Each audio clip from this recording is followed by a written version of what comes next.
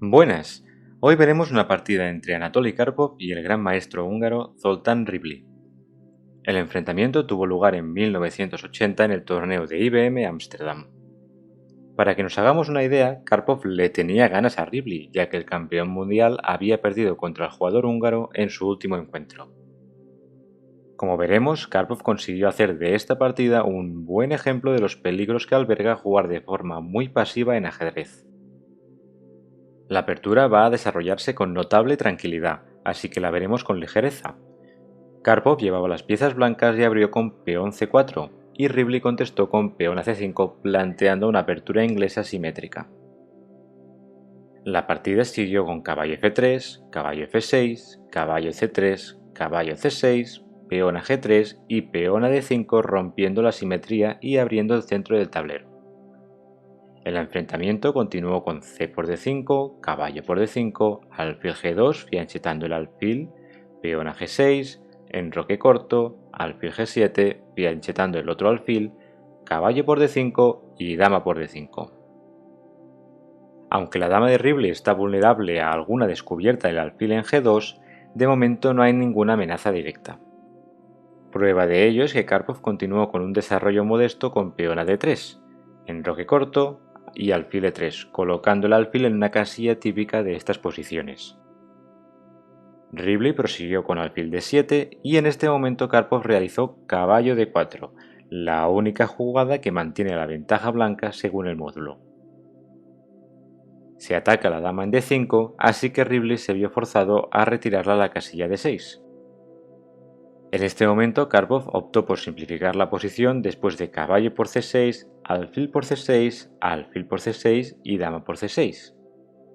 Aunque parezca que se ha desvanecido mucho material, aún hay presión en el peón en c5, y la dama de Ribli está algo mal colocada en la columna c. Las blancas rápidamente jugaron torre c1, dejando claro sus intenciones de presionar el peón en c5. La primera indicación de que las negras aún están bajo presión es que la directa peón a b6 defendiendo el peón en c5 no funciona. Esto es debido a que las blancas jugarían peón a b4 y no se puede tomar el peón debido a la clavada en la columna c. Así pues, Ribli jugó dama e6 dando el peón en c5 por perdido, pero atacando el peón en a2. Karpov puede tomar el peón en c5 tanto con el alfil como con la torre. El jugador con blancas capturó el peón con la torre, ya que tras dama por a2, Karpov tiene la molesta torre b5, atacando el peón en b7 y defendiendo tácticamente el peón en b2. Digo tácticamente ya que si las negras jugaran alfil por b2, la simple dama de 2 clavando el alfil sería ganadora. Es importante tener en cuenta estas combinaciones aparentemente simples, pero necesarias para construir una ventaja posicional. Ribli jugó peón a b6, que si bien no es una mala jugada, la alternativa dama a 6 era más prometedora. El problema con jugar peón a b6 es que más adelante puede ser el causante de la inmovilización del flanco de dama de Ribli. Por este motivo, dama a 6 era una jugada más flexible, ya que al no mover ningún peón no se crea ninguna debilidad. No obstante, tras peón a b6, Karpov realizó una buena jugada con dama a 1, ofreciendo un cambio de damas. Fue aquí cuando Ribli actuó de forma demasiado pasiva, aceptando el intercambio con dama por a1. El módulo castiga esta jugada y prefiere dama e6, ya que con damas en el tablero las blancas tendrían más dificultades para poner presión en el flanco de dama. Sin embargo, tras dama por a1 y torre por dama, Karpov dispone de una posición que le va como anillo al dedo. El jugador de blancas dispone de presión posicional y Ribli no tiene una forma fácil de crear contrajuego. Además, una sutileza de la posición reside en el peón en b2. Gracias a que este peón sigue en la casilla b2, la casilla a1 está disponible para la torre. De lo contrario, el alfil en g7 controlaría toda la gran diagonal, mitigando la ventaja de las blancas. Ribli continuó con torre b8 buscando el jugar torre b7 y liberar la torre en la casilla a8. No obstante, Karpov en este momento realizó una bonita jugada que vale la pena recordar, torre a6. Este movimiento bloquea por completo el flanco de dama de las negras y en consecuencia la torre en la casilla 8 está enquistada en un rincón del tablero. Ahora podemos ver los problemas de jugar peón a b6, dejando la casilla a6 débil. En definitiva, Ribley tiene dos problemas posicionales. Primero, el peón débil en a7 y segundo, la torre en a8, que de momento tiene un futuro poco prometedor, por decirlo suavemente. Si quieren ver otro ejemplo de este motivo estratégico basado en bloquear el flanco de dama, les dejo la partida entre Karpov y Anderson analizada en este mismo canal. Bien, volvamos a la partida. Ribley continuó con rey f8, acercando el rey a la defensa del flanco de dama, torre b4, buscando reubicar la torre a la columna A, alfil d5, reciclando el alfil para defender el punto en a7, y torre a4, doblándose en la columna A. El jugador con negras continuó con peón a b5, quitando el peón de la casilla b6, donde el alfil en e7 podría capturarlo. No obstante, veamos por qué la alternativa alfil por b2 no era una buena opción.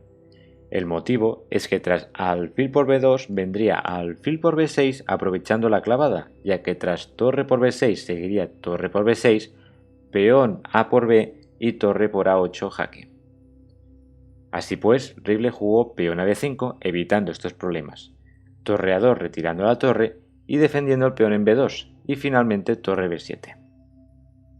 Karpov dispone de 3 piezas atacando el peón en a7, mientras que Ribley solo tiene 2 piezas defendiéndolo.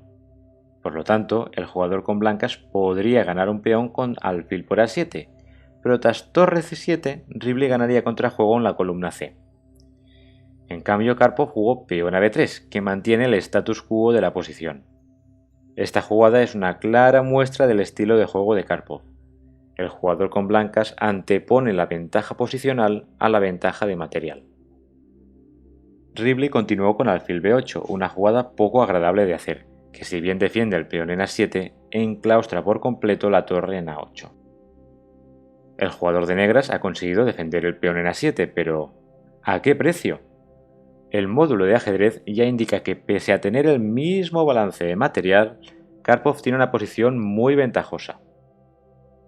Karpov continuó con alfil c5, quitando la columna C a las negras, rey e8, peón a d4, ganando espacio en el centro, rey d7, peón e4, avanzando su mayoría de peones en el flanco de rey, peón e6, dejando todos los peones en casillas blancas para que el alfil no los ataque, peón a b4, rey c8 y peón a d5, buscando crear un peón pasado. Tras peón e por d, peón e por d, torre d7, peón a d6 y torre d8, las blancas han logrado otra victoria posicional, crear un peón pasado que está a 2 casillas de coronar.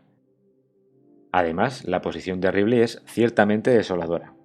Todas sus piezas están en la octava fila, como si del principio de la partida se tratase. Sin duda, esta posición representa la viva imagen de los peligros que conlleva jugar de forma demasiado pasiva.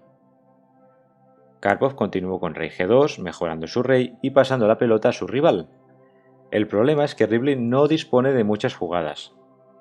La torre en a8 no se puede mover en el sentido estricto de la palabra, y el alfil en b8 solo puede ir a la casilla c7, donde sería capturado. Por lo tanto, Ribley movió el rey a la casilla d7, pero Karpov encontró la maniobra ganadora con torre e2, amenazando con infiltrar las torres en la séptima fila. Después de rey c8, torre e7 y torre d7, Karpov llevó la otra torre con torre a2. El jugador con blancas evaluó correctamente que tras peón a5, la jugada torre c2 es fulminante. En este momento Ribley se rindió, ya que su peón de más en el flanco de dama es totalmente irrelevante. De hecho, resulta irónico que tras peón a5 liberando la torre en a8, la partida ya esté más que perdida. Veamos un par de hipotéticas continuaciones para hacernos a la idea. Se amenaza una descubierta con el alfil en c5, entonces si rey d8 apartándose, la simple alfil b6 jaque gana material. Si rey b7, la torre en la casilla d7 cae. Por último, si torre por e7, d por e7, rey d7 y torre d2 jaque, Karpov va a coronar el peón pasado. Creo que esta partida es un ejemplo muy bonito de los peligros que conlleva jugar de forma muy pasiva. Karpov supo castigar de forma magistral la falta de actividad de las piezas de Ribley. A continuación les dejo los 6 momentos claves de la partida. Espero que les haya gustado, saludos y hasta la próxima.